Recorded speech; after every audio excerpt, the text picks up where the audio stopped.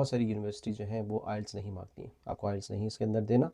सिर्फ जो है वो आप अपना जो भी प्रीवियस इंस्टीट्यूट है या यूनिवर्सिटी है वहाँ से इंग्लिश लैंग्वेज का जो सर्टिफिकेट है, यानी कि आपका मीडियम ऑफ जो एजुकेशन है अगर इंग्लिश है तो आप सबमिट करा दें, वो काफ़ी होगा। इंटरनेशनल स्टूडेंट्स आते हैं वो वही फ़ी देते हैं जो कि यहाँ की डोमेस्टिक स्टूडेंट्स पे करते हैं।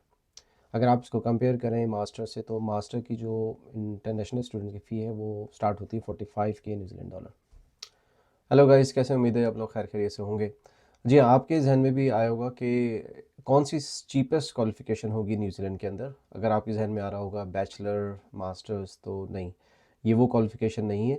और साथ साथ ये भी बता दूं कि इस क्वालिफ़िकेशन के अंदर बहुत सारी फैसिलिटीज़ हैं। पहली बात तो ये है कि इस क्वालिफ़िकेशन का जो वीज़ा अप्रूवल रेशो है वो सबसे ज़्यादा है, ठीक है। और दूसरा ये है कि अगर आपको इस क्वालिफ़िकेशन का स्टडी वीज़ा मिलता है तो आप जो है फुल टाइम वर्क कर सकते हैं न्यूजीलैंड के अंदर वाइल स्टडिंग।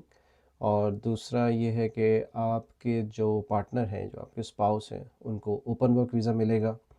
और आपके जो बच्चे हैं वो यहाँ पे फ्री स्टडी कर सकते हैं up to year 13 in state school. और साथ साथ जो है वो once you finish this study और आपको जो है वो पोस्ट स्टडी वर्क वीज़ा मिलेगा फॉर 3 इयर्स।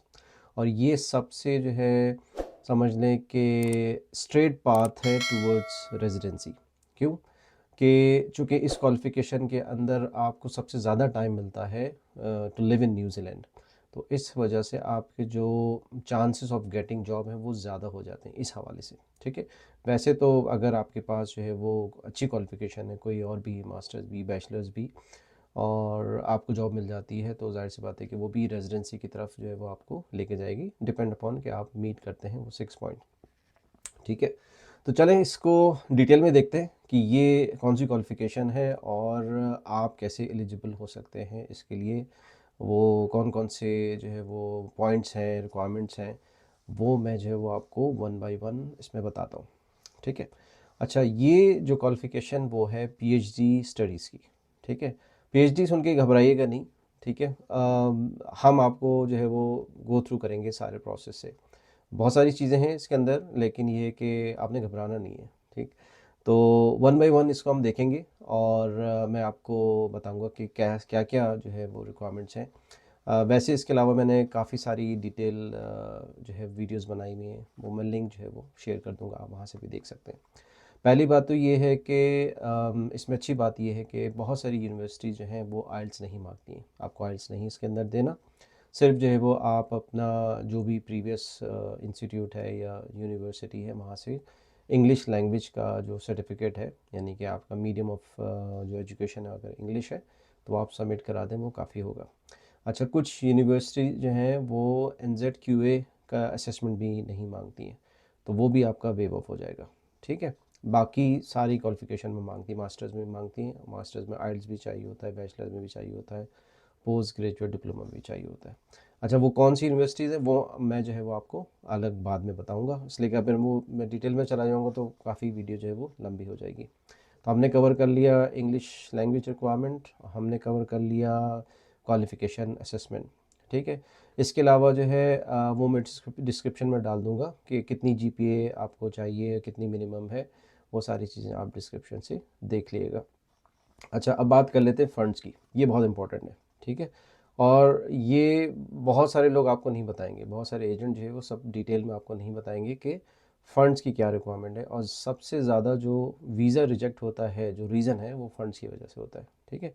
एक तो मैंने आपको बात बताई कि वीज़ा अप्रूवल जो है वो सबसे ज़्यादा रेशो इसके अंदर है, अब वो मैं आगे चल के बताऊँगा कि वो वीज़ा अप्रूवल का रेशो क्यों ज़्यादा है, ठीक है। पहले हम कवर कर लेते हैं फ़ंड्स की। तो फंड्स केस के अंदर जो है वो चूँकि 3 साल की पीएचडी होती है और उसके लिए तरीका है, वो आप तरीके को पूरा फॉलो करेंगे तो आप वो मीट कर सकते हैं। तो उसके अंदर जो है वो आपको पहले तो स्टेटमेंट देना होगा, मिनिमम 3 मंथ्स का स्टेटमेंट, जो कि कवर करेगा, आप अगर आप अकेले आ रहे हैं तो आपका कवर करेगा 20,000 New Zealand dollar for 1 year expenses, और प्लस आपकी ट्यूशन फ़ी होगी। अच्छा, चीपेस्ट तो मैंने बता दी, लेकिन अभी तक हमने ये नहीं कहा कि कितनी चीप है, ठीक है। तो इसकी जो फ़ी है वो ऑलरेडी फंडेड है गवर्नमेंट से। जो यहाँ पे इंटरनेशनल स्टूडेंट्स आते हैं वो वही फ़ी देते हैं जो कि यहाँ की डोमेस्टिक स्टूडेंट्स पे करते हैं। अगर आप इसको कंपेयर करें मास्टर से, तो मास्टर की जो इंटरनेशनल स्टूडेंट की फ़ी है वो स्टार्ट होती है 45K न्यूजीलैंड डॉलर, और पीएचडी की जो फ़ी है वो स्टार्ट होती है around 7 to 8,000 New Zealand dollar per year, ठीक है, और 3 इयर्स का है।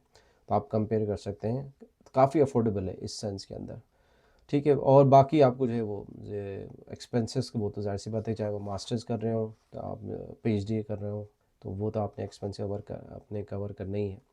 तो वो आप जो है 20,000 न्यूजीलैंड डॉलर जो है एक्सपेंसेस अपने शेयर बताएंगे उसमें बैंक स्टेटमेंट के अंदर, प्लस जो है वो 2,000 न्यूजीलैंड डॉलर रिटर्न टिकट जो है वो स्टेटमेंट में शो होना चाहिए। इसका ख्याल रखिएगा कि स्टेटमेंट 3 मंथ्स पुराना होना चाहिए। कुछ लोगों ने मुझसे सवाल किया था कि 6-7 महीने का पुराना होना चाहिए, नहीं, लास्ट 3 मंथ्स का, यानी कि जब आप वीज़ा अप्लाई कर रहे हो तो उससे बैक जो है वो 3 मंथ्स आपका स्टेटमेंट पुराना होना चाहिए, उससे ज़्यादा यानी इससे ज़्यादा पुराना नहीं होना चाहिए। और अगर आप साथ में स्पाउस आ रहे हैं तो उसका एडिशनल 5,000 न्यूजीलैंड डॉलर ऐड करेंगे। अगर इंडिपेंडेंट हैं, किड्स हैं, तो उनके भी 5,000 न्यूजीलैंड डॉलर ऐड करेंगे। अच्छा, बाकी सेकेंड ईयर थर्ड ईयर का क्या होगा एक्सपेंसेस का, तो उसके लिए आपको फाइनेंशियल प्लान सबमिट करवाना पड़ेगा। अब आप बोलेंगे ये फाइनेंशियल प्लान क्या है, तो अब इसके लिए जो है वो हमारी अलग से सर्विसेज हम प्रोवाइड करते हैं जिसके अंदर हम आपको 1 to स्टार्ट टू एंड सारे प्रोसेस से गो थ्रू करेंगे। एक चीज़ मैं बताना भूल गया, जिसमें रिसर्च प्रपोजल भी है। तो preparation of research proposal, approach to supervisor, getting approval from the supervisor, apply for the admission, और उसके बाद बाकी जो है वो वीज़ा, स्टडी प्रोसेस, सारी चीज़ें, इसकी पूरी सेपरेट हम लोग सर्विसेज देते हैं। मैं डिटेल जो है वो इसमें डिस्क्रिप्शन में लिख दूंगा, लिंक भी है। तो आप जो है 1 to 1 जो है वो मेरे से कर सकते हैं अपॉइंटमेंट, और उसमें मैं जो है आपको डिटेल में बता सकता हूँ कि वो क्या प्रोसेस है और उसमें कितना टाइम लगेगा, ठीक है। अच्छा, अब बात कर लेते हैं कि इसके वीज़ा अप्रूवल का रेशो क्यों ज़्यादा है। वो इस वजह से कि जो पीएचडी स्टूडेंट्स होते हैं ये एसेट होते हैं यूनिवर्सिटीज़ के। क्यों? इसलिए कि वो इन जो पब्लिश करते हैं पेपर्स, तो वो जो पब्लिकेशन होती है उसकी बेस पे इनको फंडिंग मिलती है, और उसी के हिसाब से रैंकिंग ऊपर जाती है यूनिवर्सिटी की। तो इस वजह से वो चाहते हैं कि उनके पास क्वालिटी जो है वो स्टूडेंट्स आए पीएचडी के लिए। और चूँकि पीएचडी के लिए एक जेन्युइन स्टूडेंट होना ज़रूरी है, हर कोई एडमिशन नहीं ले सकता, इसलिए कि आपको रिसर्च प्रपोजल, आपकी पब्लिकेशन होनी चाहिए, रिसर्च प्रपोजल आपका होना चाहिए, सुपरवाइज़र अप्रूवल होना चाहिए। तो ये सारी चीज़ें अगर आप करेंगे तो आपके चांसेस ब्राइट हो जाते हैं। तो इस वजह से इस स्टडी वीज़े के जो अप्रूवल रेशो है वो सबसे ज़्यादा है, ठीक है। तो आई होप कि इन्फॉर्मेशन आपको मिली होगी, और अगर कोई क्वेश्चन है तो आप कमेंट सेक्शन में लिख सकते हैं, और मेरा जो व्हाट्सएप नंबर है वो भी इसमें मेंशन है, आप उस पर भी कांटेक्ट कर सकते हैं। और अगर आप 1 to 1 से वो करना चाह रहे हैं बुक अपॉइंटमेंट, तो आप वो भी कर सकते हैं। उसमें हम जो है वो गो थ्रू करेंगे आपकी एलिजिबिलिटी रिक्वायरमेंट और आपकी असेसमेंट, वो सारी, और डिटेल में जो है वो प्रोसेस पूरा जो है एडमिशन का, और पूरा अप टू स्टडी वीज़े का। तो चलें, आई होप कि वीडियो अच्छी लगी होगी, तो उसको लाइक करिएगा, शेयर करिएगा अपने फ्रेंड्स के साथ, मे भी किसी और को फ़ायदा हो जाए इससे। और अगर चैनल नहीं सब्सक्राइब किया है तो वो भी कर लें, ताकि मेरी आने वाली वीडियो आप देख सकते हैं। चलें, मुलाकात होती है नेक्स्ट वीडियो में। Take care, bye bye.